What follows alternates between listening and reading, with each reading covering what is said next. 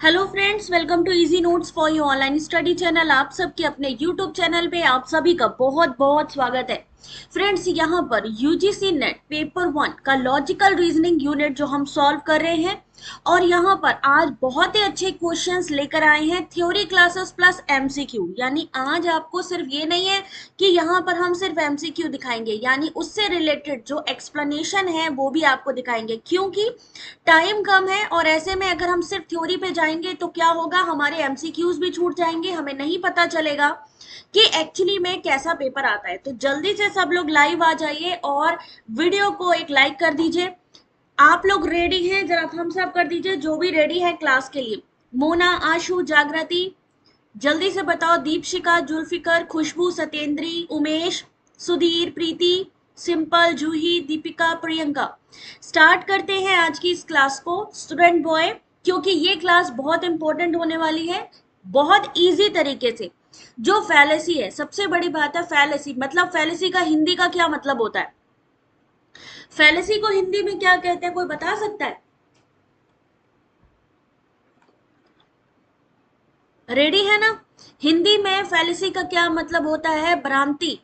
भ्रांति का क्या मतलब है? जिसे हम बोलते हैं हेत्वाभास। हम आज पढ़ेंगे हेत्वाभास। हेत्वाभास कितने प्रकार के होते हैं, फैलेसी कितने प्रकार की होती है, उसको हम सॉल्व करने की कोशिश करेंगे। एमसीक्यू के साथ में थ्योरी होगी, हर एक चीज को समझने की कोशिश करेंगे। तो चलिए, पहला क्वेश्चन मान लीजिए इस तरीके का आपके सामने आ जाता है। Which of the following argument is an example of the fallacy of साधारण? साधारण का मतलब है नैरो मिडिल टर्म।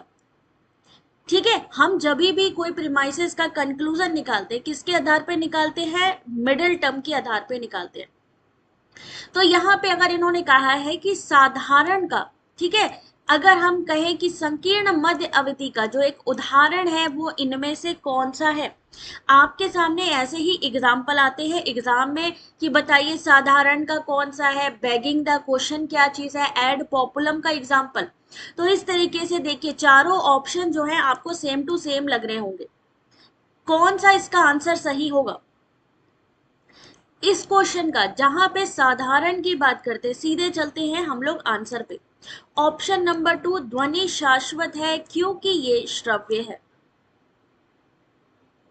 ध्वनि शाश्वत है क्योंकि यह श्रव्य है। ऑप्शन नंबर 2 होगा इस क्वेश्चन का आंसर। थोड़ा पढ़ लेते हैं। ध्वनि शाश्वत है क्योंकि यह श्रव्य है। तर्क के एक शास्त्रीय स्कूल न्याय के अनुसार साधारण यानी संकीर्ण मध्य अवधि का एक उदाहरण है। मिडल टर्म देखिए, पहला प्रीमाइसेस हमारा क्या कहता है कि ध्वनि शाश्वत है, लेकिन जब हम मिडिल टर्म की बात कर रहे हैं, यानी मेन हमारी किस पे बात हो रही है? ध्वनि के लिए बात हो रही है। लेकिन जब हमारा कंक्लूजन निकाला गया, जब हमारा आंसर निकाला गया, क्योंकि ये श्रव्य है और वहां पे मिडिल टर्म का हमने इस्तेमाल नहीं किया, तो क्या हो जाएगा? यहाँ पे संकीर्ण मध्य अवधि आ जाएगी। ऐसा इसलिए क्योंकि तर्क मध्य श्रव्य में एक समानता या अस्पष्टता है, क्योंकि यह श्रव्य है। ध्वनि शाश्वत है क्योंकि ये श्रव्य है। श्रव्य शब्द का प्रयोग दो अलग अलग अर्थों में किया जाता है। एक का अर्थ है कि वो सुना जा सके और दूसरे का अर्थ है कि वो मौजूद है। हमें क्लैरिटी नहीं है कि श्रव्य का क्या मतलब हुआ। तो यहाँ पर कौन सी हमारी फैलेसी हो जाएगी? साधारण। ऑप्शन देख सकते हैं इस क्वेश्चन का। साधारण, narrow middle term. Option number 2 sound. Middle term क्या है? साउंड है। हमारा जो कंक्लूजन निका, because it is Audible. Audible में क्या होगा? सुना जा सकता है या वो अवेलेबल है, कंफ्यूजन है। तो यहाँ पर हम एक हेत्वाभास का एक उदाहरण है साधारण, नैरो मिडिल टर्म। ठीक है, उसके बाद थोड़ा और आगे बढ़ते हैं। तर्क इसलिए मानता है कि ध्वनि शाश्वत है क्योंकि इसे सुना जा सकता है, जो एक गैर अनुक्रमिक और तार्किक रूप से अनुसरण नहीं कर सकता। एक संकीर्ण मध्य पद का पतन तब होता है जब तर्क का मध्य पद बहुत ही संकीर्ण, अस्पष्ट या अस्पष्ट होता है, जिससे एक दोषपूर्ण निष्कर्ष निकलता है। Sound is eternal because it is audible. किसका उदाहरण है? साधारण, नैरो मिडिल टर्म का। According to Nyaya, classical Indian school of logic, किसको कहा जाता है? न्याय को कहा जाता है। This is because the argument is based on equivocation. सामान्य रूप से जो समान दिख रहा है बट एक्चुअली में क्लियर भी नहीं है कि क्या है।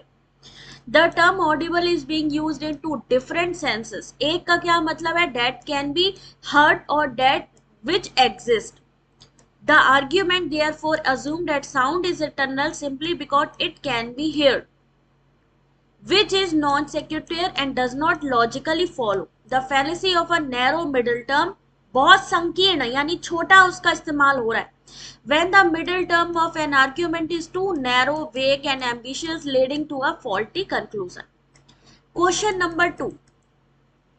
Add hominem, appeal to authority, appeal to ignorance और इक्विविकेशन से ये क्वेश्चन आप लोगों के सामने। अब इस क्वेश्चन में आपसे क्या कहा जा रहा है, जरा क्वेश्चन को पढ़िए। सबसे पहले इंपॉर्टेंट है क्वेश्चन को पढ़ना, क्योंकि वहां से आप लोगों को चीजें अच्छे से समझ में आएंगी।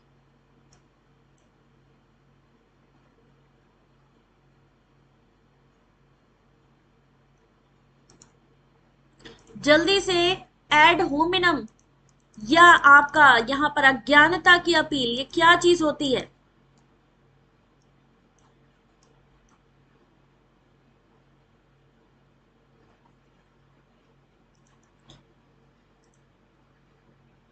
निम्नलिखित कथन में किस तार्किक भ्रांति या हेत्वाभास का उदाहरण दिया गया है कि कोई भी फ्राइडियन मनोविश्लेषण की आलोचना तब तक नहीं कर सकता जब तक कि स्वयं की आलोचना करने वाले का मनोविश्लेषण ना किया गया हो। No one can criticize the Freudian psychoanalysis unless the one who criticizes himself has been psychoanalyzed। यानी आप किसी की आलोचना या क्रिटिसिज्म या किसी के बारे में तब तक बात नहीं कर सकते जब तक आप अपने खुद के बारे में खुद को ना देख ले। तो यहां पर क्या होगा, यहां पे क्या हो जाएगा,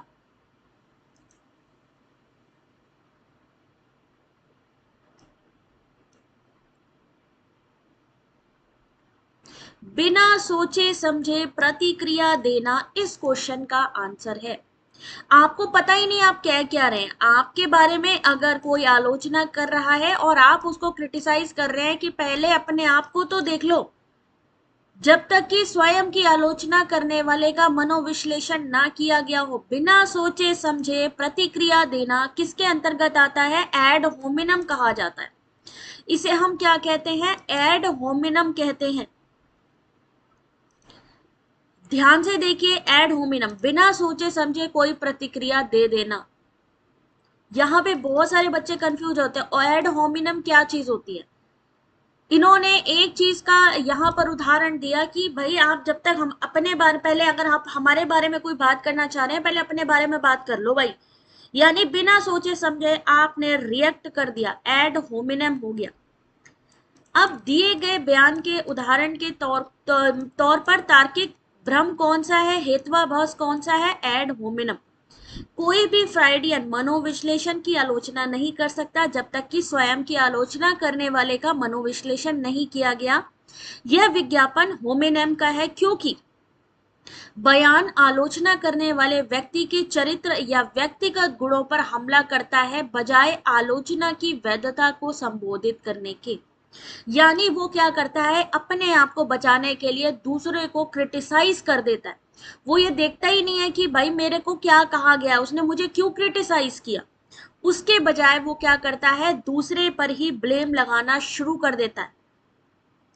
ये सुझाव देकर कि कोई केवल मनोविश्लेषण वाले ही फ्राइडियन मनोविश्लेषण की आलोचना कर सकते हैं, वक्ता का अर्थ है कि जो कोई भी मनोविश्लेषण से नहीं गुजरा है वह सूचित आलोचना करने के योग्य नहीं। आप क्वेश्चन करने वाले होते कौन है? वो कह रहे हैं आप क्वेश्चन करने वाले होते कौन है, क्योंकि ये त्रुटिपूर्ण तर्क है, क्योंकि आलोचना की सार की अपेक्षा करता है, उसके बजाय आलोचक की विश्वसनीयता पर भी हमला करता है। एड होमिनम तर्कों को भ्रामक माना जाता है क्योंकि वे तार्किक रूप से मान्य नहीं होते।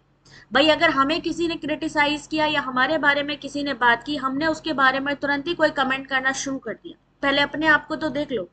और मौजूदा मुद्दे का समाधान, कोई सॉल्यूशन नहीं निकल रहा है उस चीज का, क्या हो जाएगा? एड होमिनम हो जाएगा।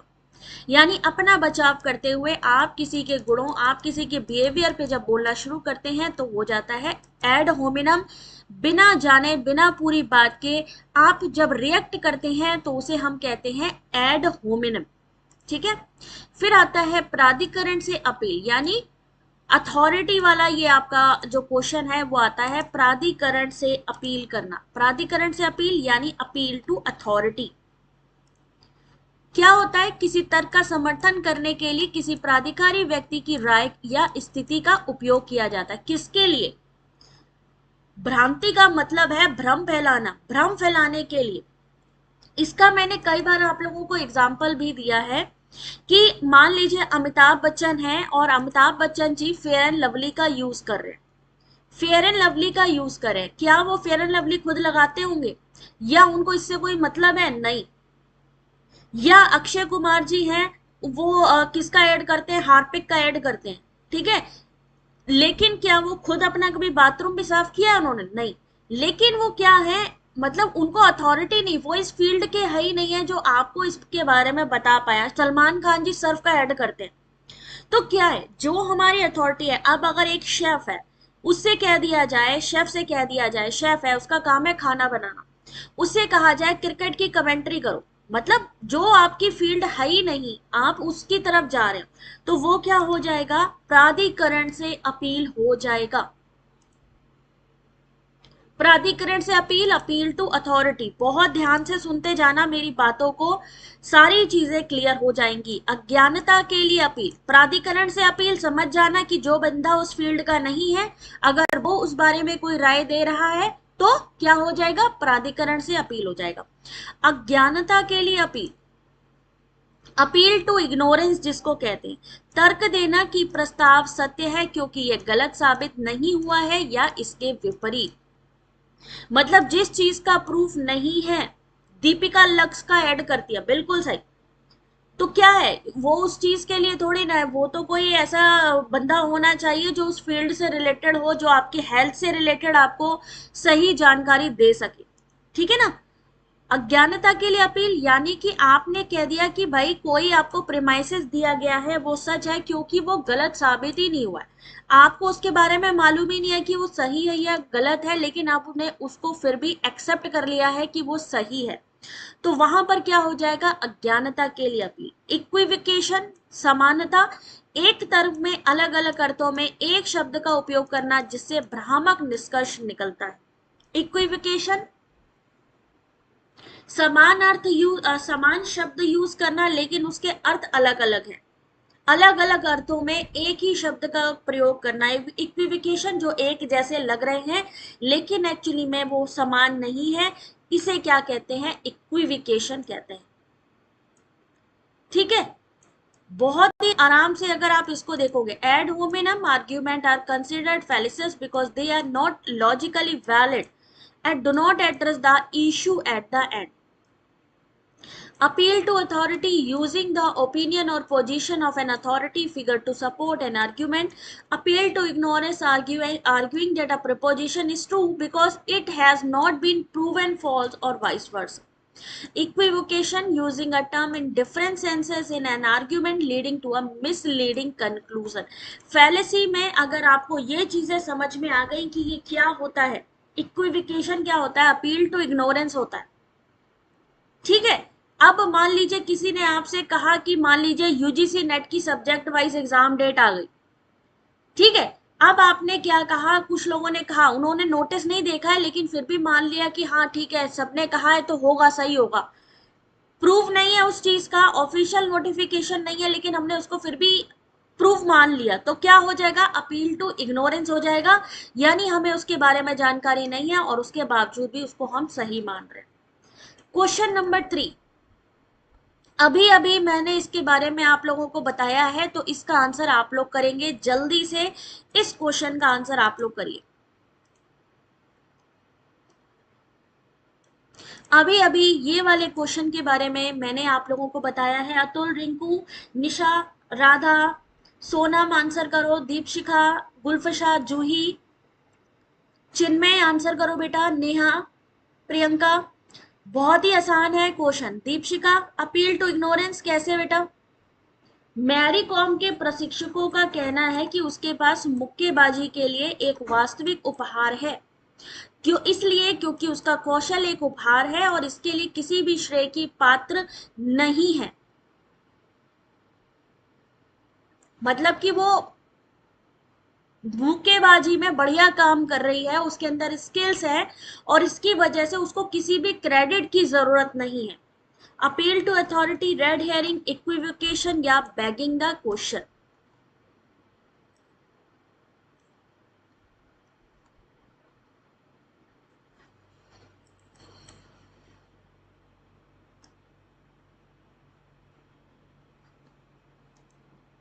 क्या आंसर होगा?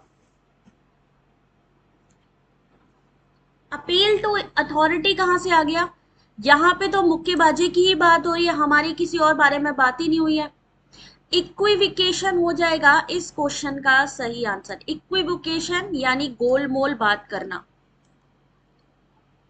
समान लग रहा है, समान शब्द लग रहे हैं, लेकिन अर्थ अलग अलग निकल रहा है। एक उपहार की बात यहां करी गई है, एक उपहार की बात यहां करी गई है, दो शब्द हैं अलग अलग। ध्यान से देखिए, फैलेसी अगर आपने यहां समझ ली, आपको दोबारा कभी प्रॉब्लम नहीं आने वाली। दो यहाँ पे उपहारों की बात करी गई है के लिए वास्तविक उपहार। उन्होंने कहा जो उसका रियल उसका गिफ्ट है वो मुक्केबाजी है। फिर उन्होंने कहा स्किल उसका एक और उपहार है, उसको क्रेडिट की कोई जरूरत नहीं है। गोलमोल बात करना इक्विवेकेशन के अंतर्गत आता है। देखते हैं इसके बारे में। यह कथन वाक्पटुता की भ्रांति को दर्शाता है, जहां उपहार शब्द का प्रयोग दो अलग अलग अर्थों में किया जा रहा है। पहले वाक्य में उपहार शब्द मैरी कॉम की बॉक्सिंग के लिए प्राकृतिक क्षमता या प्रतिभा को दिखा रहा है और दूसरे वाक्य में इसका प्रयोग अवांछित या अनर्जित लाभ के लिए दिखाया जा रहा है, यानी स्किल की बात हो रही है। उपहार शब्द के अर्थ में यह बदलाव भ्रम पैदा करता है, पाठक को इस निष्कर्ष को स्वीकार करने में गुमराह करता है कि मैरी कॉम अपने कौशल के लिए श्रेय की पात्र नहीं है, जो कि भ्रामक तर्क है। भाई अगर वो अच्छा परफॉर्म कर रही है तो उसको क्रेडिट देना चाहिए, लेकिन उसने क्या किया, गोलमोल बात करके उस बात को ही अलग कर दिया। उसने दोनों चीजों को, दो जगह पे एक ही शब्द यूज हो रहा है। अगर कोई अच्छा काम करे, क्या उसको क्रेडिट मिलना चाहिए या नहीं मिलना चाहिए? कौन बताएगा कि उसको क्रेडिट मिलना चाहिए? दो, भाई इक्विवेकेशन समान अर्थ की बात करी गई है, एक ही शब्द में दो अलग अलग अर्थ। क्या बोला था? एक शब्द होगा लेकिन उसके कई अर्थ होंगे। तो यहाँ पे आपके सामने कई अर्थ का मतलब है दो बार तो उपहार ऑलरेडी लिखा ही है, तो क्यों गलती हुई? ठीक है, मिलना चाहिए, क्रेडिट मिलना चाहिए।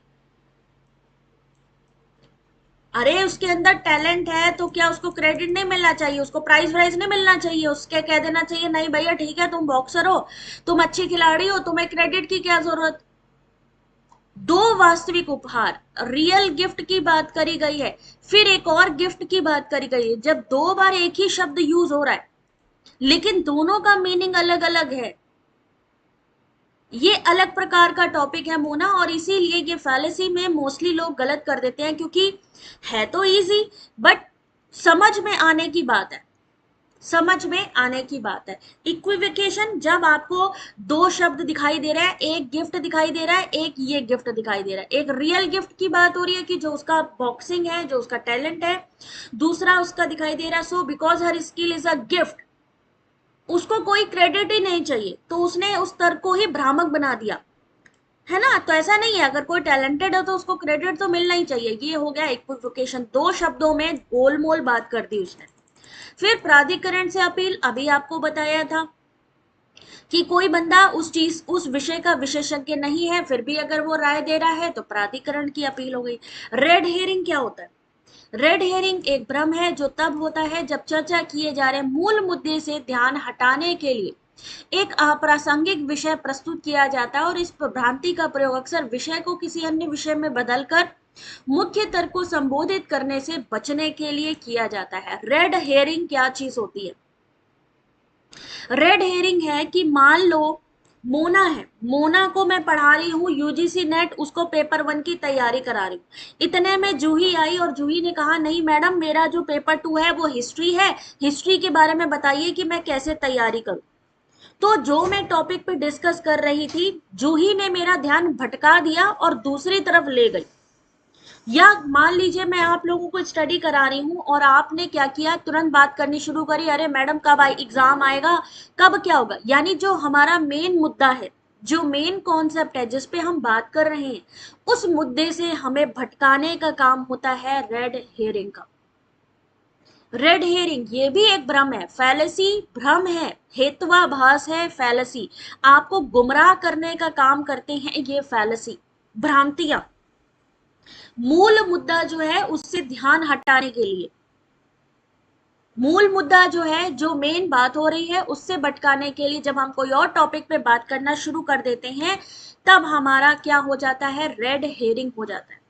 एक अप्रासंगिक विषय वस्तु प्रस्तुत किया जाता है। इस भ्रांति का उपयोग अक्सर विषय को किसी अन्य विषय में बदलकर मुख्य तर्क को संबोधित करने के लिए बचने के लिए किया जाता है। जैसे मम्मी पूछती हैं कि भाई देखो पढ़ाई कर रहे हो, और अचानक हम लोग क्या कहते हैं कि उस बात को, बिल्कुल सही बात को पलट देना, और हम क्या कह देते हैं कि मम्मी हाँ पढ़ाई तो कर रहे हैं, ऐसा करो खाना ले आओ, है ना। या मम्मी को किसी और बात में लगा दिया, बात ही पलट दी, हमने घुमा दिया उनको कि नहीं भैया आप ऐसा करो, मुद्दा ही पलट गया।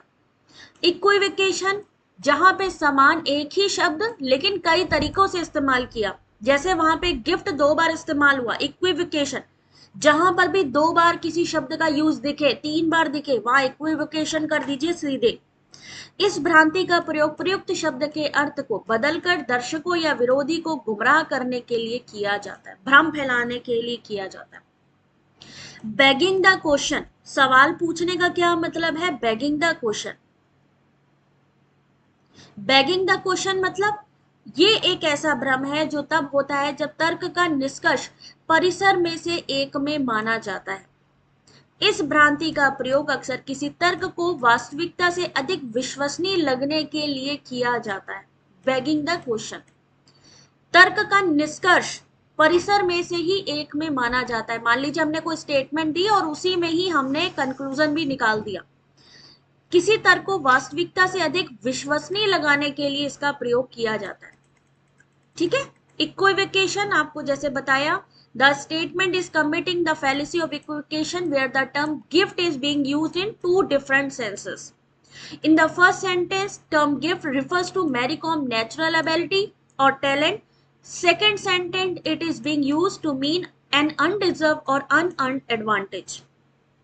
This shift in meaning of the term gift create confusion and mislead the reader into accepting the conclusion that Mary Com does not deserve credit for her skill, which is fallacious reasoning.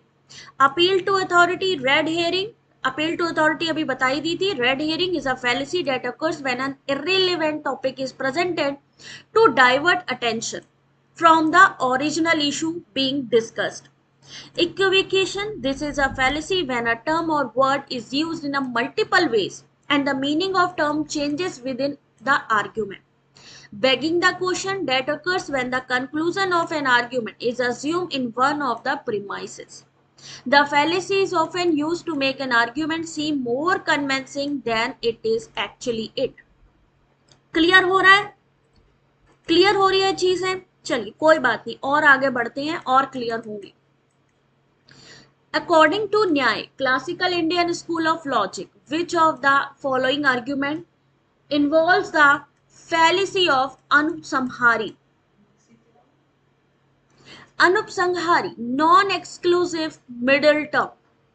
अनुपसंहारी क्या होता है? Thank you Nasreen, good evening चक्ष।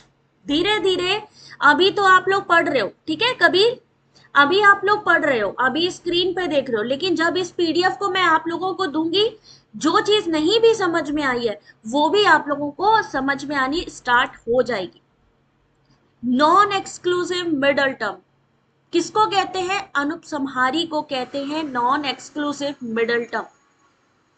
Hindi में देखिए, किस तर्क में अनुपसंहारी गैर अनन्य मध्य अवधि की भ्रांति शामिल होती है? कितनी फैलेसी हम क्लियर करते जा रहे हैं। अनुपसंहारी हिंदी में देखिए, गैर अनन्य मद अवधि। सही आंसर ऑप्शन नंबर 3, सभी वस्तुएं अनित्य है क्योंकि वो गे हैं। गे है यानी कि उनको, उनके बारे में सब जानते हैं। All things are non eternal because they are knowable. किसका उदाहरण है? अनुपसंहारी का। कई बार क्या होता है, मैचिंग में आता है, आपके मैचिंग में या स्टेटमेंट में कि एक तरफ क्या लिखा होता है, एग्जाम्पल लिखे होते हैं, और एक तरफ लिखा होता है बताइए ये अनुपसंहारी है, ये बैगिंग द क्वेश्चन है, ये रेड हेरिंग है। या स्टेटमेंट में पूछा जाता है कि रेड हेरिंग ये चीज होती है और एड होमिनम इसे कहते हैं, एड पॉपुलम इसे कहते हैं। तो हमें जब चीजें क्लियर होंगी, सबसे इंपॉर्टेंट होते हैं एग्जाम्पल। तो आप सभी से रिक्वेस्ट है, जितने भी एग्जाम्पल हैं इसको रट लो, ठीक है। क्वेश्चन नंबर 4, ऑप्शन नंबर 3, किस तर्क में अनुपसंहारी की भ्रांति शामिल है? अनुपसंहारी को कहते हैं गैर अनन्य मध्य अवधि। सभी वस्तुएं अनित्य क्योंकि वे गे हैं। सभी चीजें अनित्य क्योंकि वे जानने योग्य। का क्या मतलब होता है? जानने योग्य। अनुपसंहारी कब होता है? जब मध्य पद गैर अनन्य होता है। क्यों? तो मामूली शब्द सर्व समावेशी है और सपक्ष या विपक्ष के रूप में कुछ भी नहीं छोड़ता है। तो यहाँ पर सभी वस्तुएं अनित्य है क्योंकि वे जानने योग्य। जानने योग्य शब्द किसी भी आधार वाक्य में नहीं है, मेन आपके प्रीमाइस में आता ही नहीं है, बल्कि निष्कर्ष में वितरित किया गया है। जानने योग्य किसमें है? आपके कंक्लूजन में, लेकिन वो कहीं भी आपकी जो प्रीमाइसेस है उसमें नहीं दिया गया है, सिर्फ कंक्लूजन में दिया गया है। ये न्याय नियम का उल्लंघन करता है कि मध्य पद को कम से कम एक बार परिसर में वितरित किया जाना चाहिए जिसमें ये होता है। यानी जब आपका कंक्लूजन निकलता है तो यहाँ पर आपसे उम्मीद की जाती है, जैसे प्रीमाइसेस 1 है, प्रीमाइस 2 है, इन दोनों में से किसी एक में उस पद का आना जरूरी होता है। लेकिन क्या हुआ, वो किस में आया? सीधा सीधा कंक्लूजन में आया। किस में आया? कंक्लूजन में आया। क्या चीज कंक्लूजन में आई? सभी वस्तुएं अनित्य हैं क्योंकि वे गे है। लेकिन गे पहली प्रीमाइस कौन सी हो गई? यही प्रीमाइस है। तो क्या होगा? गैर अनन्य मध्य अवधि गे। समझते चलो, पढ़ते चलो, अपने आप धीरे धीरे सब समझ में आ जाएगा। आधार वाक्य में नहीं है यानी मिडिल टर्म में नहीं है, जबकि निष्कर्ष में डाला गया। कहा क्या जाता है कि मिडिल टर्म को कम से कम एक बार प्रीमाइसेस में वितरित किया जाना चाहिए जिसमें कि ये होना चाहिए या होता है। उसके बाद पहाड़ी में धुआं है क्योंकि इसमें आग है। न्याय स्कूल का एक उदाहरण है जिसे अनुमान के रूप में जाना जाता है, अनुमान या तर्क के रूप में जाना जाता है। पहाड़ी में धुआं है क्योंकि इसमें आग है, क्या है ये? अनुमान के अंतर्गत आता है। ध्वनि शाश्वत है क्योंकि ये श्रव्य है, ये किसके अंतर्गत आता है? ये सारी चीजें आपको पढ़ते जाना है, तभी आप लोगों को चीजें क्लियर होंगी। All things are non eternal because, जहां बिकॉज लगा दूसरा आ गया कंक्लूजन, बिकॉज लग गया, डेट्स वाई लग गया, ये सारे आपके क्या है? कंक्लूजन, कि हमने उससे प्रीमाइस से कंक्लूजन निकाला। All things are non eternal, हमारी प्रीमाइस से हमने कंक्लूजन निकाला, लेकिन क्योंकि वो हमारे कंक्लूजन में है, प्रीमाइस में है ही नहीं। In this argument, knowable is not distributed in either premises but in the conclusion. This violates a Nyaya rule that the middle term must be distributed at least once in the premise in which it occurs. Therefore, the argument commits the fallacy of anupsankhar. Same अनुमान क्या चीज होती है? अनुमान के बारे में example आपको आना चाहिए, ठीक है। अगला क्वेश्चन देखिएगा, क्वेश्चन नंबर 5। मान लीजिए एक क्वेश्चन नंबर 5 है। जय माता दी दीपिका, कौन सा नहीं आया रानी? देखो इसमें क्या किया गया है, इन्होंने एक प्रीमाइसेस लिखी। प्रीमाइस का मतलब है एक स्टेटमेंट है। हम लोग क्या करते हैं, हमारे सामने 2 स्टेटमेंट होते हैं, फिर हम कंक्लूजन निकालते हैं। बट यहाँ पे इन्होंने क्या किया कि सभी वस्तुएं अनित्य हैं, ठीक है, यानी ये हो गया प्रीमाइस वन। लेकिन जो इन्होंने उसके बाद सीधे निकाल दिया कंक्लूजन, और कंक्लूजन में इन्होंने क्या लिखा, गे, जानने योग्य है, क्योंकि वो जानने, सभी वस्तु अनित्य है क्योंकि वो जानने योग्य है। तो हमारा न्याय स्कूल क्या कहता है कि जो हमारे कंक्लूजन में है उसको प्रीमाइस में कहीं ना कहीं आना चाहिए, जो हमारा मिडल टर्म है वो हमारा कहीं ना कहीं किसके अंतर्गत होना चाहिए, प्रीमाइस वन या प्रीमाइस टू के अंतर्गत आना चाहिए, जो कि नहीं आया है। इसलिए यहां पे गैर अनन्य, गैर अनन्य क्या है, मध्य अवधि। ठीक है, नॉन एक्सटेंशियल मिडिल टर्म हो गया है यहां पे। चलो कोई बात नहीं, अभी समझते चलो, अभी धीरे धीरे सारी चीजें आप लोग एक बार पढ़ोगे और क्लियर हो जाएगा। अगला क्वेश्चन, क्वेश्चन नंबर 5, हिंदी में देखिए। कौन सा कथन तार्किक रूप से समतुल्य है, और ये क्वेश्चन आपके लेटेस्ट क्वेश्चन पेपर में आ रहा है, मोस्टली आस्क्ड, इस समय कह सकते हैं इस तरीके का पैटर्न। आंसर करिए जरा, कौन सा तार्किक रूप से समतुल्य है।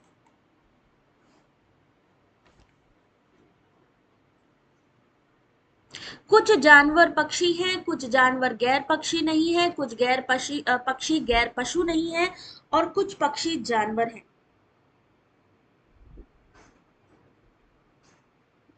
किसका उदाहरण है ये, classical square of opposition. Answer दिखाती हूं आप लोगों को, जितेन, सी होगा। देखते हैं इस क्वेश्चन का सही आंसर। बिल्कुल सही है, ऑप्शन नंबर सी, 1, 2 एंड 4। सही उत्तर 1, 2 एंड 4 है। न्याय वाक्य क्या चीज है ये तो चलो अलग बात है, पहले आंसर देख लो, 1, 2 एंड 4। ऑप्शन नंबर सी, जो एक समान दिख रहा है, कुछ जानवर पक्षी है। ऑप्शन नंबर 2, कुछ जानवर गैर पक्षी नहीं है। ऑप्शन नंबर 4, कुछ पक्षी जानवर हैं। ये तीन ऑप्शन यहाँ पे सही है। न्याय वाक्य एक प्रकार का निगमनात्मक तर्क होता है जिसमें दो परिसर, प्रीमाइस वन, प्रीमाइस टू, जैसा कि मैंने आपको बताया, प्रीमाइस वन, प्रीमाइस टू, और एक कंक्लूजन होता है। निगमनात्मक तर्क, तार्किक संबंधों के आधार पर परिसर से ही निष्कर्ष निकाले जाते हैं। न्याय वाक्य में एक आधार या छोटा आधार और एक निष्कर्ष। ठीक है, प्रमुख आधार किस में आता है, मिडिल टर्म किस में आता है, जल्दी जल्दी बताइए जरा। न्याय वाक्य में एक हो गया मिडिल टर्म, यानी जिसे हम कहते हैं मध्य। एक होता है माइनर यानी लघु टर्म। एक होता है कंक्लूजन। कोई बता सकता है कि मिडिल टर्म किसके अंतर्गत आता है, प्रीमाइस वन में आता है या प्रीमाइस टू में आता है।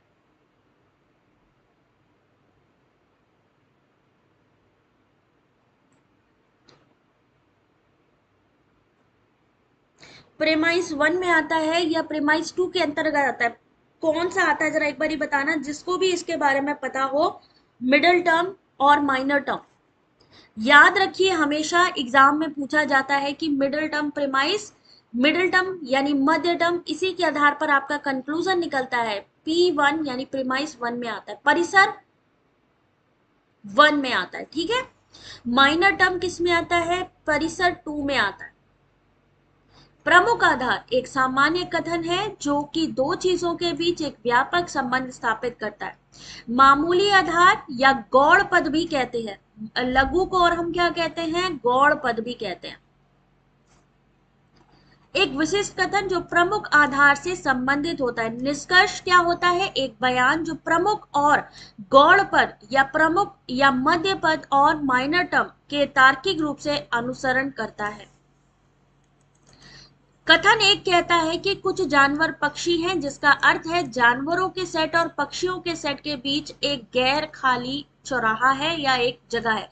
कुछ जानवर, वेन डायग्राम बना के देखा करो जब लॉजिकल रीजनिंग पढ़ो, तो देखो कुछ जानवर, मान लीजिए ये हो गए हमारे जानवर, ठीक है, या एनिमल लिख दो यहाँ पे, क्या है, पक्षी है, कुछ है तो ये वो बर्ड हो गए, ये एनिमल हो गए। ये एनिमल हो गया, ये बर्ड हो गया, दोनों के बीच में ये ये आपको दिख रहा है, दोनों सर्कल मिले हुए हैं क्योंकि कुछ जानवर पक्षी हैं। सेम ऐसे ही दूसरा स्टेटमेंट क्या है जो इक्विवेलेंट है या समतुल्य, कुछ जानवर गैर पक्षी नहीं है, कुछ जानवर गैर पक्षी नहीं है, यानी कि पक्षी हैं वो लोग, ठीक है। पक्षी नहीं है कि दोहरे निषेध का उपयोग करके कुछ जानवर पक्षी है लिखा जा सकता है। स्टेटमेंट 3 कहता है कि कुछ गैर पक्षी गैर पशु नहीं है। कथन 1 या 2 के बराबर नहीं है, कुछ चीजें जो पक्षी नहीं है वो जानवर हैं के रूप में लिखा जा सकता है। कथन 4 कहता है कि कुछ पक्षी पशु हैं, कथन 1 के समतुल्य है। कुछ पक्षी, पक्षी तो ये है, दोनों सर्कल बीच में कहीं ना कहीं मिल रहे हैं, तो क्योंकि सभी पक्षी पशु हैं, सभी पक्षी जानवर हैं के रूप में लिखा जा सकता है, जो कि कथन 1 के बराबर है। वेन डायग्राम से प्रीमाइस 1 प्रीमाइस 2 क्या होता है, अभी मैं वो भी दिखाती हूँ। मान लो जैसे कि क्या लिखा होता है, कभी आप लोगों ने अगर ध्यान से देखा हो, कभी आपने ध्यान से देखा हो कि एक स्टेटमेंट मान लीजिए प्रीमाइस लिखा होता है कि सभी मनुष्य ईमानदार हैं,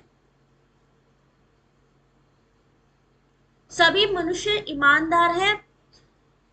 उसके बाद मान लीजिए कोई एक स्टेटमेंट लिख दिया कि मनुष्य है ना, कुछ करके इस तरीके से लिख दिया सभी मनुष्य ईमानदार हैं, इसलिए मनुष्य जो है ऐसा है करके प्रीमाइस लिख दिया, और फिर उसके आधार पर कंक्लूजन निकाला। इस तरीके के आप लोगों ने स्टेटमेंट देखे होंगे, अभी याद नहीं आ रहे हैं, बट इस तरीके के एक्सप्लेनेशन जरूर आप लोगों ने देखे होंगे। अभी हो सकता है इस शीट में भी आपको देखने को मिल जाए। इस तरीके का स्टेटमेंट होता है, सभी मनुष्य ईमानदार है, या ऐसे लिखा होगा कि जैसे अभी ऊपर लिखा था कि सभी पशु कुछ पक्षी पशु हैं, जैसे लिखा है कि सभी पक्षी पशु हैं, ये हो गई पहली प्रेमाइस। दूसरे में लिख दिया कुछ पशु पक्षी हैं, ठीक है। ये स्टेटमेंट 1 बना दी, 2 बना दी। अब इन्होंने कहा बताइए इसके आधार पर आप क्या कंक्लूजन निकालेंगे, ठीक है। तो ये प्रेमाइस 1 प्रेमाइस 2 इस तरीके से आता है। बिल्कुल सही है, केवीएस सर की बुक में अच्छे से दिया गया है, आप लोग उसमें पढ़ सकते हो। जिसके पास भी केवीएस सर की बुक नहीं है, टेलीग्राम पे हमारे साथ जुड़ जाइए, वहां पे आप लोगों को क्लियर हो जाएगा। साइलोगिज्म, ठीक है। मेजर माइनर क्या चीज होती है, सम एनिमल, ये चीज है। चलिए क्वेश्चन नंबर 6, हर कोई पार्टी में जा रहा है इसलिए आपको भी जाना चाहिए, यह अनुमान किस प्रकार का भ्रम पैदा करता है। सब लोग पार्टी में जा रहे हैं इसलिए आपको भी जाना चाहिए। सब लोगों ने सैमसंग मोबाइल ले लिया है, अब आपको भी सैमसंग मोबाइल ले लेना चाहिए।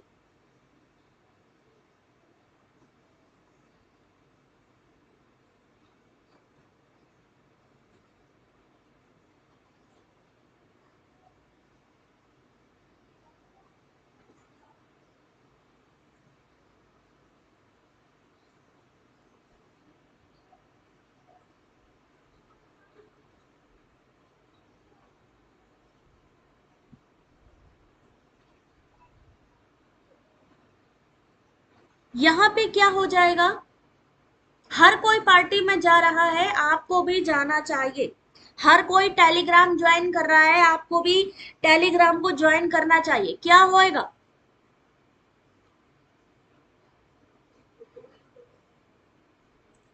जहां पे भी पॉपुलेशन जा रही है, जहां पे सारे लोग जा रहे हैं, हमें क्या करना है, उन्हीं के पीछे चलते जाना है। जब हम भीड़ का हिस्सा बन जाएंगे, जो लोग कहेंगे वही हम कर रहे हैं, तो क्या हो जाएगा, एड पॉपुलम हो जाएगा। विज्ञापन यानी एड पॉपुलम हो जाता है। भ्रम क्या चीज होती है, भ्रम एक तर्क होता है जो लगता तो है कि वो वैलिड है या वैध प्रतीत होता है, लेकिन वो वास्तव में अमान्य होता है, इनवैलिड होता है। रीजनिंग में तर्क ही आते हैं आपके, यानी हम ऐसा तर्क दे रहे हैं कि जो हो सकता है कि सही नहीं है, लेकिन फिर भी हम दे रहे हैं, ठीक है। ये आदमी चतुर नहीं है क्योंकि वह तेजी से बात नहीं कर सकता, या वह देशभक्त नहीं है क्योंकि वह खादी नहीं पहनता, इस तरीके का कोई भी तर्क गलत होता है।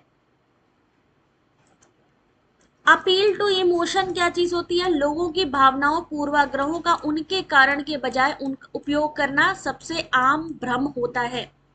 जैसे भारत में चुनाव प्रचार के दौरान कोई पूछ सकता है कि क्या आपको कांग्रेस को वोट नहीं देना चाहिए, क्या कांग्रेसियों ने देश के लिए कारावास नहीं भोगा है। इस प्रकार वक्ता अपने दर्शकों की भावनाओं की अपील करने के लिए स्पष्ट सबूत के बिना देशभक्ति, सम्मानजनक भावना की अपील करता है और राजनेताओं के अलावा कई अन्य विज्ञापन दाताओं की तरह भ्रम फैलाया जाता है। अपील टू इमोशन,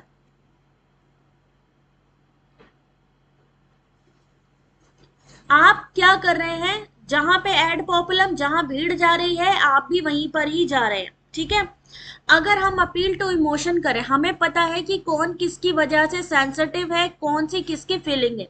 हम जब उस फीलिंग का फायदा उठाते हैं, ठीक है, सबको पता है हम देशभक्त है। अब हमारे देशभक्ति से जुड़ी हुई कोई चीज हमसे कहे और हमसे कहे कि अच्छा ठीक है, इस बेसिस पे आप हमको वोट डालिएगा क्योंकि हम तो देश के लिए काम करने, तो हमने क्या किया? उनके इमोशन के साथ खेला। हम भ्रम फैला रहे हैं, अपील टू इमोशन कर रहे हैं, क्योंकि हमारे जो मान लीजिए हम इलेक्शन में खड़े हो रहे हैं, इलेक्शन हो, डॉक्टर्स हो, कहीं पर भी ये अप्लाई हो सकता है। सिर्फ यहाँ पर एक एग्जाम्पल चुनाव का दिया गया है, लेकिन ये कहीं पर भी अप्लाई हो सकता है। अपील टू इमोशन, ये मेरा रिश्तेदार है, इस वजह से बहुत अच्छा है, पढ़ाई में भी अच्छा है, इसके इसको थोड़ा सा आप देख लो, करके क्या करना? इमोशन के साथ खेलना। अपील टू इमोशन आ जाएगा वहां पे, ठीक है। भ्रम फैलाना, समझ उसको एक तरीके से क्या करना, उसकी भावनाओं को प्रभावित करने का काम करता है। Appeal to emotion. इक्विकेशन बता दिया, अनुपयुक्त प्राधिकरण बता दिया, जिसे हम दूसरा नाम कहते हैं आर्ग्यूमेंटम एड वेरिकुंडियम।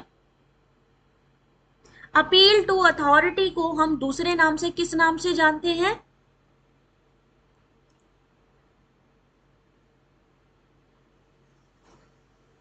अपील टू अथॉरिटी का दूसरा नाम क्या है?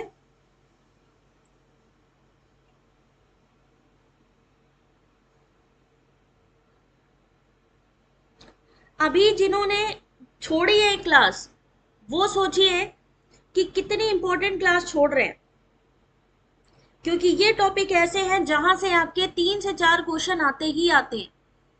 आर्ग्यूमेंटम एड वेरिकुंडियम, विज्ञापन अज्ञानता, जिसे हम कहते हैं बिंदु का चूकना, ये क्या चीज होती है?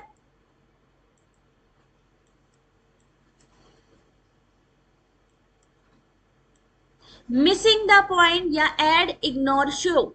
Missing the point, missing the point यानी मुद्दे पर वास्तविक बिंदु से ध्यान हटाना। यह बिंदु के बगल में बहस करता है। युद्ध का उद्देश्य शांति है, इसलिए सैनिक सबसे अच्छे शांति दूत हैं। भले ही मान लिया जाए कि युद्ध का उद्देश्य शांति है, फिर भी इसका यह अर्थ नहीं है कि सैनिक सर्वश्रेष्ठ शांति दूत होते हैं। विज्ञापक अज्ञानता यानी जो पॉइंट है, उस पॉइंट से आपको क्या करना? डाइवर्ट कर देना, क्या कहलाता है आपका? मिसिंग द पॉइंट या विज्ञापन की अज्ञानता। आतिश,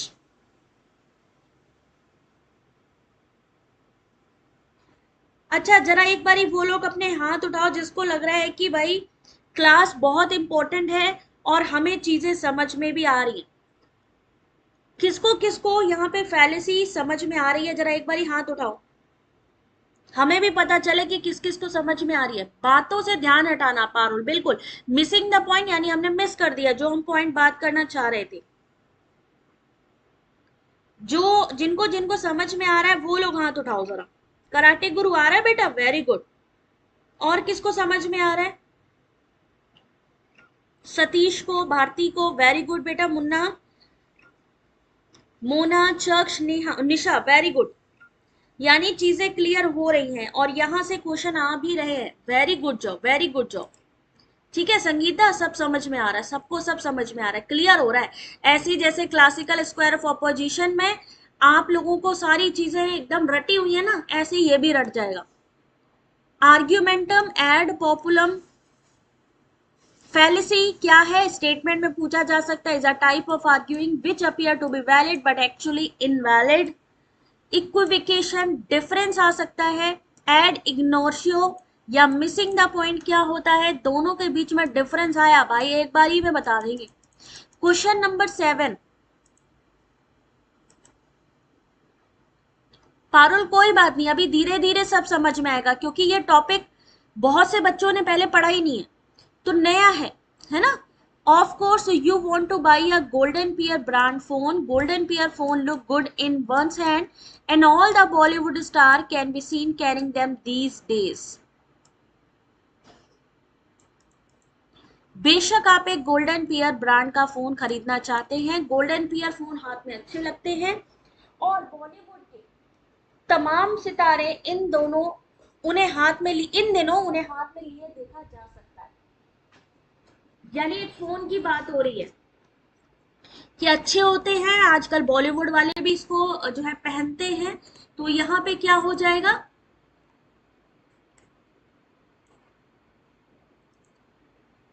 किसकी तरह बता रहे हैं ये लोग, लोगों से अपील करना, एड पॉपुलम आर्ग्यूमेंटम एड पॉपुलम, यानी अगर ये कर रहा है तो हम भी करना चाहिए, हमें भी करना चाहिए। हम क्या कर रहे हैं, लोगों से अपील कर रहे हैं। अर्चना बिल्कुल पीडीएफ मिलेगी, डोंट वरी, ठीक है। Appeal to people argument ad populum हो जाएगा, हमसे कहा जा रहा है कि उनके जैसे ही हम भी उसको परचेस करें, लोगों से अपील करना। कुछ सोच केवल इसलिए सत्य है क्योंकि अधिकांश लोग इसे सत्य मानते हैं। विचार का समर्थन करने के लिए कोई वैज्ञानिक निर्णय का कोई तथ्य नहीं है, लेकिन स्वीकृति इस तथ्य में निहित है कि ज्यादातर लोग इसे सच मानते हैं। ठीक है, लोगों से अपील करने की भ्रांति में तर्क देना शामिल है कि दावा सही है क्योंकि बहुत से लोग उस पर विश्वास करते हैं, या यह कि एक दावा झूठा है क्योंकि बहुत सारे लोग उस पर विश्वास नहीं करते हैं। हम लोगों से जुड़ा हुआ, हमारे पास किसी चीज का प्रूफ नहीं है।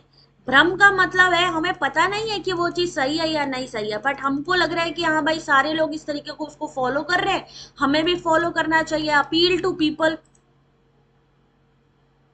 आर्ग्यूमेंटम एड पॉपुलम, यानी जिधर की तरफ भीड़ जा रही है, जिस पे लोग एग्री कर रहे हैं। लोगों ने कहा भूत होते हैं, लोगों ने कहा भूत होते हैं, उस गली से मत निकलना।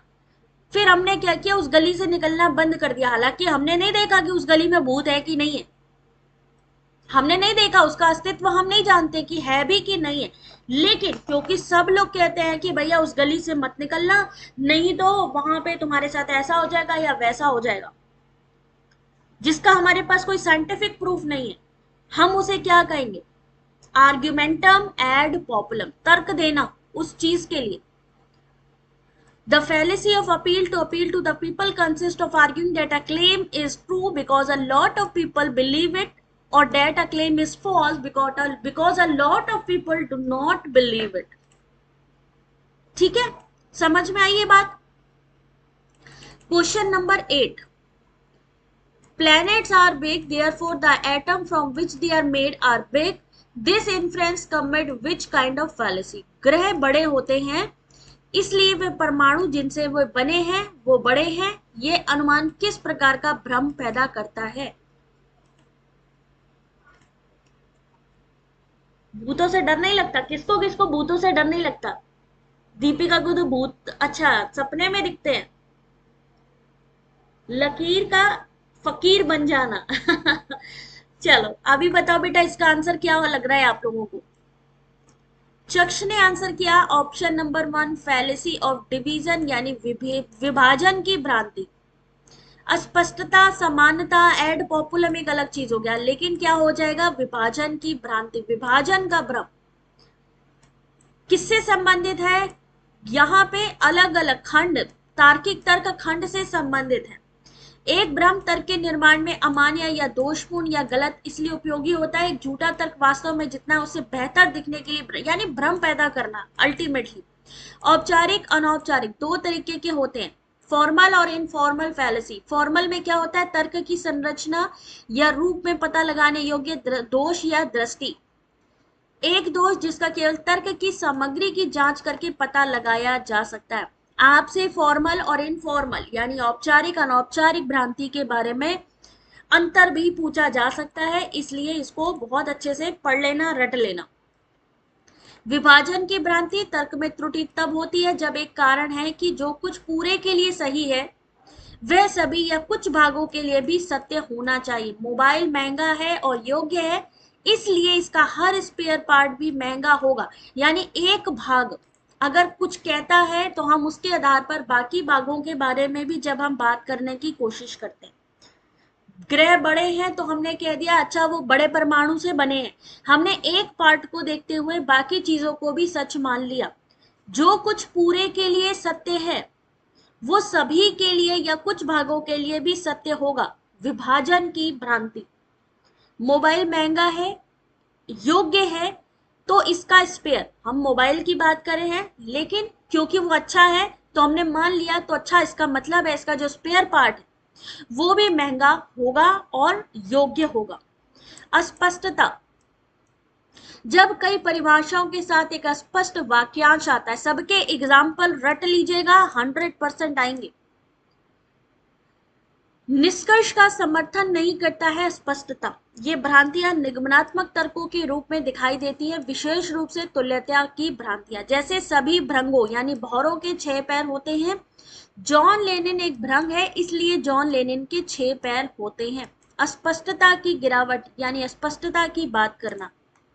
इक्विवोकेशन, मुझे द रियल वर्ल्ड देखने का अधिकार है इसलिए मेरे शो देखना सही है। विज्ञापन, पॉपुलम, एड पॉपुलम आपने पता ही है आपको, है ना। Fallacy of division, formal fallacy, deduct और error traceable to the very structure or form of the argument. Informal, defect that can be deducted only by examining the content of the argument. Fallacy of division, something is true for a whole must also be true of all or some of its part.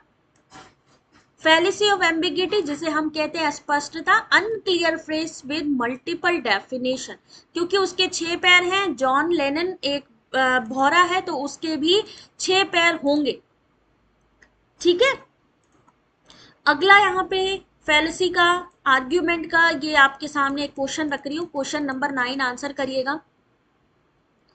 Which of the following is defined as a type of irrelevant conclusion fallacy in which a distracting element is introduced to obscure an opponent position? यानी किसे एक प्रकार का अप्रासंगिक निष्कर्ष भ्रम के रूप में परिभाषित किया जिसमें कि एक विरोधी की स्थिति को स्पष्ट करने के लिए, डिस्ट्रैक्ट करने के लिए विचलित करने वाला तत्व पेश किया जाता है। आतिश, वही मैं देखती हूँ बेटा कि किसमें टाइम सही है। शिखा, गुड इवनिंग बेटा, कैसे हो आप? बहुत टाइम बाद क्लास देख रहे हो, चलो कोई बात नहीं।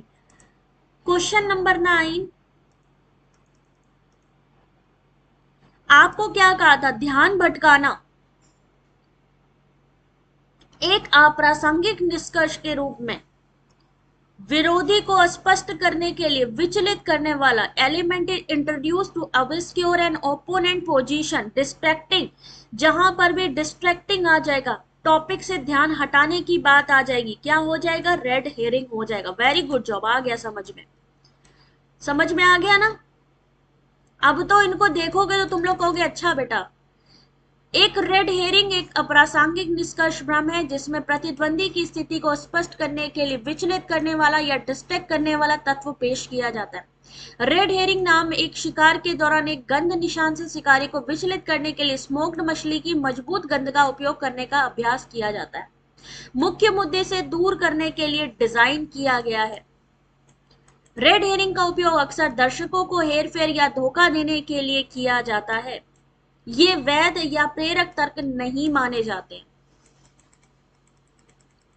अब आपके सामने यहां पर बगैर सोचे समझे तर्क के बजाय तर्क करने वाले व्यक्ति पर हमला करना, आप सिर्फ इसलिए कह रहे हैं क्योंकि आप एक रिपब्लिकन हैं। देख सकते हैं ये जो फैलेसी है आपके सामने एक लिस्ट के तौर पे दी गई है, आपको सिर्फ इस लिस्ट को अच्छे से पढ़ना है। एड होमिनम क्या चीज है? एड होमिनम यानी बगैर सोचे समझे प्रतिक्रिया देना, एड होमिनम। आप सिर्फ इसलिए कह रहे हैं क्योंकि आप एक रिपब्लिकन हैं। काक बगोड़ा किसे कहते हैं? स्ट्रॉ मैन को कहते हैं। किसको कहते हैं? स्ट्रॉ मैन को। स्ट्रॉ मैन का क्या काम होता है? स्ट्रॉ मैन, ये क्या हो गया? एड होमिनिम।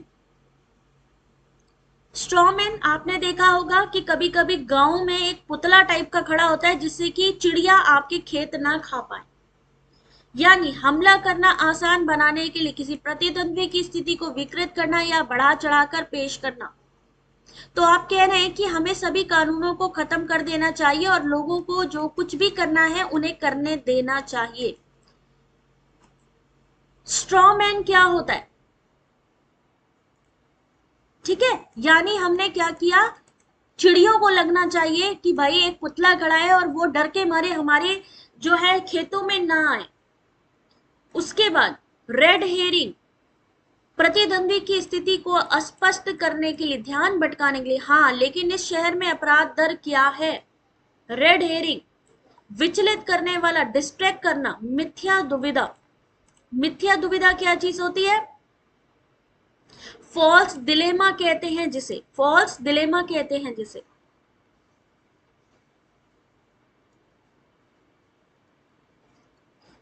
ठीक है, दो विकल्पों को एकमात्र संभावित विकल्प के रूप में प्रस्तुत करना जबकि वास्तव में अधिक विकल्प उपलब्ध हैं।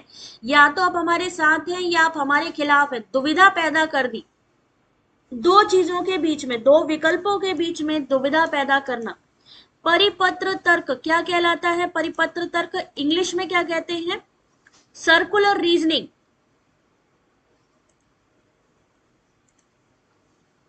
है ना? ईश्वर का अस्तित्व है क्योंकि बाइबल ऐसा कहती है और बाइबल सत्य है क्योंकि ईश्वर ने ऐसा लिखा है। सर्कुलर आर्ग्यूमेंट में आ जाएगा ये। एक ही चीज को बार बार घुमा घुमा के बताया जा रहा है एक तर्क के परिसर में निष्कर्ष को मानते हुए। हैस्टी जनरलाइजेशन, जिसे हम जल्दबाजी में कहते हैं कि सामान्यीकरण, हैस्टी जनरलाइजेशन।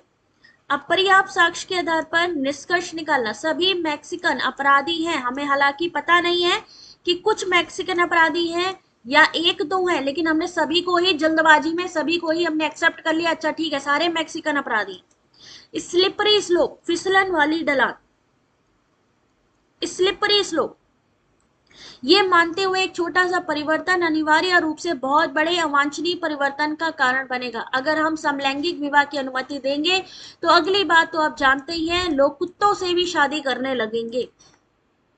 यानी क्या करेंगे? जैसे जैसे अपने आप ही चीजों को ओवर रिएक्ट करना क्या कहलाता है? हमारा स्लिपरी स्लोप। यानी कि अगर हम ऐसा करेंगे तो ऐसा होगा, वैसा करेंगे तो वैसा होगा। ठीक है ना? तो अपने आप हम आर्ग्यूमेंट के अंदर फंसते जा रहे हैं। भावना की अपील, अपील टू इमोशन, दर्शकों को मनाने के लिए कारण के बजाय भावना का इस्तेमाल करना।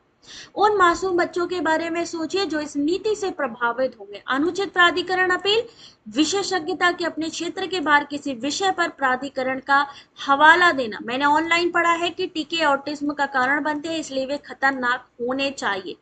लेकिन क्या हम डॉक्टर हैं जो इस चीज को बताएंगे? हमने पढ़ लिया वेबसाइट से तो क्या हम डॉक्टर बन गए? हमें कैसे पता लगेगा कि क्या चीज सही है क्या नहीं, क्योंकि हम तो उस चीज के लिए स्पेशलाइज्ड है ही नहीं। ठीक है, क्वेश्चन नंबर 9, एक बार आप लोग इसको इंग्लिश हिंदी दोनों में पढ़िएगा।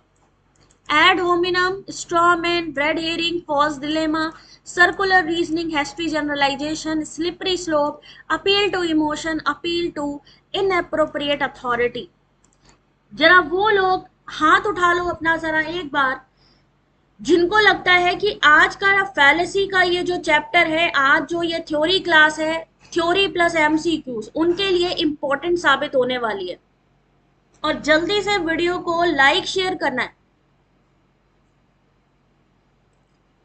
स्टार उनके में लगा है बेटा जिन्होंने मेंबर बने हैं, जो चैनल के मेंबर हैं उनके नाम के आगे स्टार लगा है और उनका नाम जो है वो कलर में चेंज हुआ है। इस वजह से ये सारी की सारी फैलेसी नेहा इंपॉर्टेंट है कि नहीं है आज की पीडीएफ?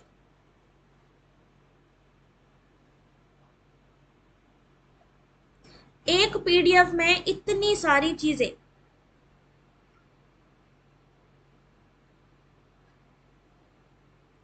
इंपॉर्टेंट है, सभी ने बोला है भाई, क्या बात है। और आप लोग बोलो तो वो तो गलत हो ही नहीं सकता। प्रीति, इंग्लिश और हिंदी दोनों में ही, मतलब ये नहीं है कि सिर्फ हिंदी वालों के लिए है, इंग्लिश में भी अगर आप पढ़ लोगे आपको चीजें क्लियर हो जाएंगी।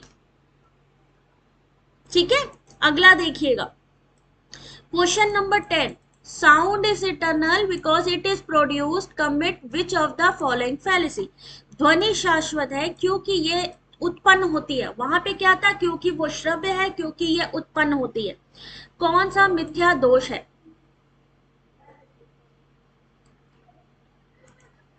इस क्वेश्चन का क्या आंसर होगा?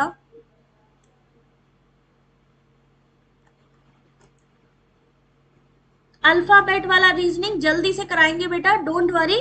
अभी हम एक एक चीज को क्लियर करते चल रहे हैं, क्योंकि अगर हमें फैलेसी क्लियर हो गई, हमने प्रमाण पढ़ लिए, हमने फैलेसी पढ़ ली, आगे भी जो टॉपिक है उसको भी हम लोग एक एक करके कंप्लीट करते जाएंगे, क्योंकि यहां से क्वेश्चन बेटा आते हैं। इसलिए मेरी एक पूरा क्लास इसी के ऊपर बेस्ड होता है। कॉन्ट्राडिक्टरी रीजन, क्योंकि लग गया यहां पे। ध्वनि शाश्वत है, इसका आंसर है इसके अंतर्गत। कारण दिया गया है, कारण दिया गया है, ध्वनि शाश्वत है क्योंकि यह उत्पन्न होती है। हमने क्या किया, विरोधाभास, कारण के विपरीत, विरुद्ध इस क्वेश्चन का सही आंसर होगा। ठीक है, भ्रम इसलिए होता है क्योंकि मध्य काल कारण हो सकता है लेकिन कारण नहीं। न्याय दर्शन के अनुसार मध्य पद के कारण 5 प्रकार की भ्रांति होती है। मध्यपन यानी मिडिल टर्म के कारण कौन सी भ्रांति होती है? जब मिडिल टर्म से रिलेटेड हो फैलेसी, सव्यभिचार, जहां पे अनियमित मध्य का भ्रम होता है। विरुद्ध, कारण के विपरीत, कॉज या बिकॉज लग गया तो कारण के विपरीत। सत प्रतिपक्ष, अनुमानित रूप से विरोधाभासी मध्य। असिद्ध, जहां पे अनप्रूव्ड मिडिल टर्म है या अप्रमाणित मध्य मध्य है। बाधित, गैर अनुमानिक रूप से विरोधाभासी मध्य। ये पांचों आपने रट लेना है, दैट इज इंपॉर्टेंट, क्योंकि आपसे स्टेटमेंट में पूछा जा सकता है कि स्वव्यभिचार या सत प्रतिपक्ष क्या चीज है, तो उसको आपने पढ़ना है। विरुद्ध, अस्तित्व को स्थापित करने की पेशकश के बावजूद वास्तव में साध्य के अस्तित्व को स्थापित करना। सव्यभिचार, जब मध्य पद नियमित रूप से प्रमुख पद से संबंधित नहीं होता। असिद्ध, जो अभी तक सिद्ध ही नहीं हुआ है। सत प्रतिपक्ष, जब अनुमान में एक निश्चित साध्य को स्थापित करने के लिए हेतु की पेशकश की जाती है। ये सारी चीजें आप लोगों के पढ़ने के लिए है। Question number 11। अब यहाँ पे जैसे अभी आप लोग कह रहे थे ना, प्रीमाइस 1, प्रीमाइस 2, प्रीमाइस 3 क्या होता है? प्रीमाइस 2 होते हैं, प्रीमाइस 1, प्रीमाइस 2, देयरफॉर लग गया, यानी ये कंक्लूजन है। ठीक है, अब इसके आधार पर बताइए इस क्वेश्चन का answer. Identify the fallacy committed in the argument.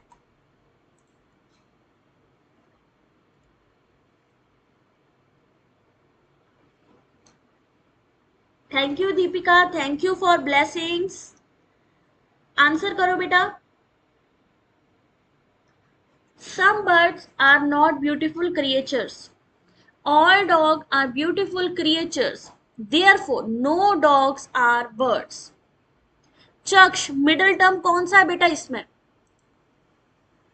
बताना, मिडल टर्म इसमें से कौन सा है?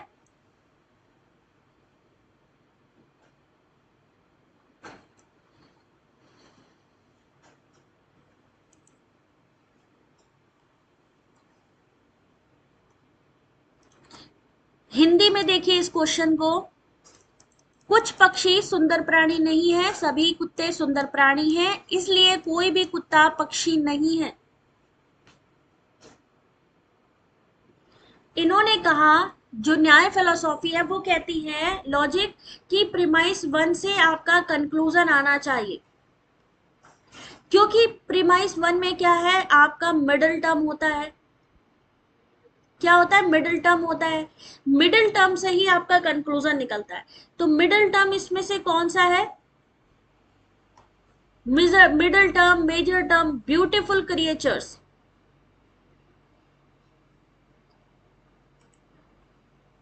ऑप्शन नंबर 2, मेजर टर्म की अवैध प्रक्रिया का भ्रम हो रहा है।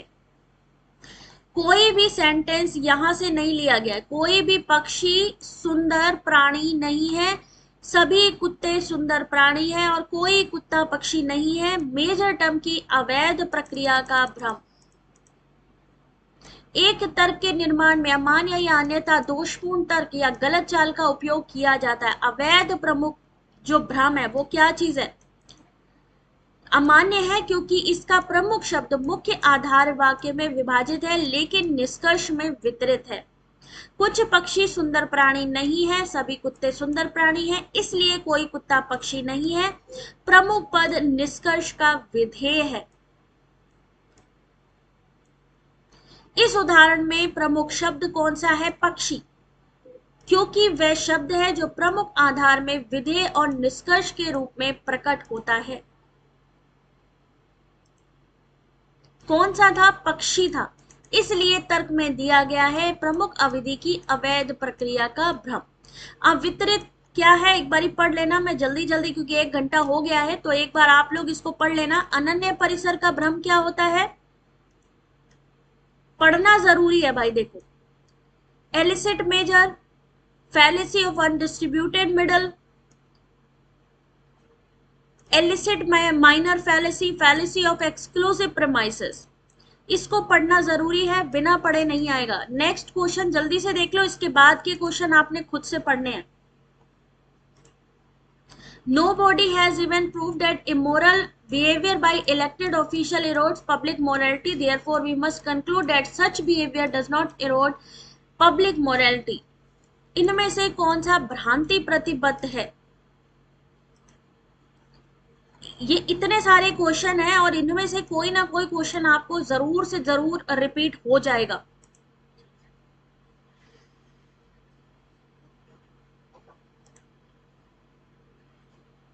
एंड ये हम लोग को कौन सा असिस्टेंट प्रोफेसर बनाना चाह रहा है? वो आपको असिस्टेंट प्रोफेसर नहीं, मुझे लग रहा है वो यूपीएससी का कैंडिडेट बनाना चाह रहा है। वो असिस्टेंट प्रोफेसर, वो आपको आईएएस के बराबर आपका जो है ना जो है पूरा दर्जा देना चाह रहा है नेट जेआरएफ का। इसीलिए इस तरीके की चीजें ला रहा है। फैलेसी, और फैलेसी के बारे में अगर आपका समझ में आ गया, देखो सारी की सारी अज्ञानता की अपील हो गया। आपको सिर्फ पढ़ना है कि अज्ञानता की अपील क्या है, उदाहरण पढ़ लो। कोई भी वास्तव में साबित नहीं कर सकता कि ईश्वर का अस्तित्व है, इसलिए भगवान मौजूद नहीं है। हमें पता ही नहीं है जिसके बारे में, तो उसके बारे में अज्ञानता की अपील, दया की अपील, बल से अपील, किसी को डरा धमका करके उस पर जोर जबरदस्ती करके उसको अपनी बात मनवाना, लोगों से अपील करना। ठीक है, तो ये फैलेसी एक ऐसी चीज है जिसको आप पढ़ो और पढ़ने के साथ अगर एग्जाम्पल देखोगे तो ही आपको वो समझ में आएगी, अदरवाइज नहीं समझ में आएगी। जैसे कि अगर बारिश होती है तो सूखा खत्म हो जाएगा, सूखा खत्म हो गया है इसलिए बारिश हुई। डिडक्टिव, इंडक्टिव, एबडक्टिव या इनफॉर्मल फैलेसी क्या होगा यहाँ पे? यूपीएससी का ही प्रिपरेशन स्टार्ट कर देना चाहिए, मुझे भी यही लग रहा है।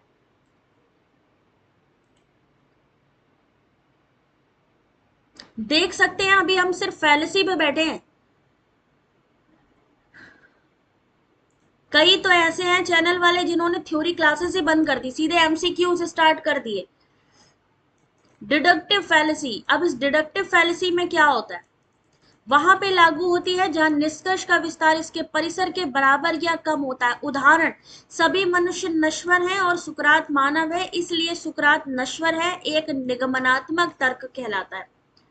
डिडक्टिव फैलेसी का एग्जाम्पल, बाकियों का भी एग्जाम्पल। आगमनात्मक भ्रांति क्या है, अपवर्तक क्या है, अनौपचारिक भ्रांति क्या है। सिर्फ पढ़ना है, जैसे हम बुक पढ़ते हैं ना, वैसे ही समझो आपके लिए एक इतने बेहतरीन नोट्स हैं जिसको सिर्फ पढ़ के आप आंसर कर सकते हो। चक्ष, मुझे भी भूख लगने लगी, फालतू की बातें मत करो यार तुम। मुझे भी भूख लगाई है भाई, मेरे को भी भूख लगाई है। अब तो तुम लोगों का काम है इसको पढ़ने का, आपने पढ़ना है, इसको अच्छे से समझ में आ जाएगा, सिर्फ एक बार पढ़ना है। अवितरित माध्य, नकारात्मक परिसर, एक्सक्लूसिव फैलेसी, बाकी एमसीक्यूज में तो मैं करवाऊंगी ही, लेकिन आज एक काम करना है, आपको इस पीडीएफ को पढ़ना है। क्वेश्चन नंबर 15 एक बार आंसर कर लो। जल्दी से क्वेश्चन नंबर 15 एक बार आंसर करो, फिर मैं जा रही, ज्यादा नहीं परेशान करेंगे आज। प्रसिद्ध गायक है हिमांशु और उनका कहना है कि कॉफी हिल चॉकलेट काफी ग्रूवी है, और हम निष्कर्ष निकाल सकते हैं कि कॉफी हिल चॉकलेट वास्तव में ग्रूवी है।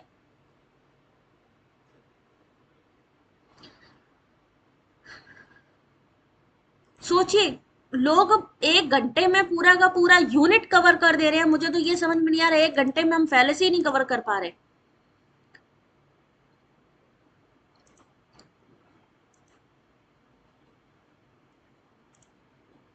और यहाँ पे ये इस पीडीएफ में जितनी भी फैलेसीज है सारी की सारी अपडेटेड है, आप लोग उसके अलावा भी चाहो तो गूगल पे सर्च कर सकते हो। सही आंसर, अयोग्य प्राधिकारी की अपील, यानी कि वो गायक है और बात किसकी कर रहा है, चॉकलेट की कर रहा है, तो क्या हो गया, अयोग्य प्राधिकारी के लिए अपील इस क्वेश्चन का बिल्कुल सही आंसर। यानी गायक है, सिंगर है, वो शेफ थोड़ी ना है जो बताएगा कि हाँ भैया ये जो है चॉकलेट सही है या नहीं सही है। बाकी इसको पढ़ना है, कौन कौन पढ़ेगा एक बार हाथ उठा लो जरा। इतनी मेहनत से ये जो कंटेंट बनाया है, जल्दी से भाई वीडियो को लाइक शेयर सब्सक्राइब करना है सबने। और अगर आप चाहते हो कि आपके नाम के आगे जब आप कमेंट करो स्टार बन जाए, कलर चेंज हो जाए, तो चैनल को सपोर्ट करिए, मेंबरशिप ले लीजिए। यहाँ पर आप सभी के सामने ये पीडीएफ अभी मैं थोड़ी देर में वेबसाइट में अपलोड करूंगी, जाने से पहले फीडबैक जरूर दीजिएगा और मेंबरशिप लेना मत भूलिएगा। जैसे कि मोना, अर्चना, अनीता, सबके नेम के आगे प्रीति, चक्ष, सबके नेम का चेंज हुआ है कलर, आप भी नेम चेंज कर सकते हो, हाईलाइट हो सकते हो। तो मिलते हैं आपसे नेक्स्ट वीडियो में, तब तक अपना ध्यान रखिएगा। प्रीति, स्लिपरी स्लोप, प्रीति ने कहा मैडम ऐसा करो कि आप ना लॉजिकल रीजनिंग पढ़ाओ। एक टॉपिक कहा प्रीति ने लॉजिकल रीजनिंग पढ़ाओ, मैंने सोचा अगर मैंने लॉजिकल रीजनिंग पढ़ाई तो वो मुझसे कहेगी आईसीटी भी पढ़ा दो, फिर वो मुझसे कहेगी इन्वायरमेंट भी पढ़ा दो, फिर वो मुझसे कहेगी टीचिंग एप्टीट्यूड भी पढ़ा दो। तो ऐसा मैं क्यों करूं, ये तो मेरा काम बढ़ा देगी। तो यानी मैंने, उसने तो सिर्फ लॉजिकल रीजनिंग की बात करी ना, लेकिन ये चीजें मैंने ओवर थिंकिंग करी है, हमने ओवर थिंक कर लिया। यानी हम ज्यादा सोच रहे हैं कि अगर मैंने उसकी हेल्प करी, वो मुझसे कपड़े मांगेगा, वो मुझसे जूते मांगेगा, वो मुझसे ये करेगा, मुझसे वो करेगा। तो अल्टीमेटली क्या हो गया, हमने ओवर थिंकिंग करके उस बात को ही बढ़ा दिया। ये होती है स्लिपरी स्लोप, यानी कि फिसलते जाना, अपने थॉट्स में फिसलते जाना, जो चीज नहीं हुई है उस चीज को भी अपने दिमाग में सोचने लगना। मीनाक्षी, ज्वाइन बटन से आप लोग ज्वाइन कर सकते हो, ठीक है। जैसे आप सब्सक्राइब करते हो वैसे ही उसी के सामने एक ज्वाइन बटन बना है, ठीक है। आप उस ज्वाइन बटन पे क्लिक करके मेंबरशिप ले सकते हो। आई होप अब आप लोगों को क्लियर हो गया होगा स्लिपरी स्लोप क्या होता है, ठीक है। चलो अब मिलते हैं आपसे नेक्स्ट क्लास में, तब तक के लिए वीडियो को लाइक शेयर सब्सक्राइब करिएगा। Thanks for watching, God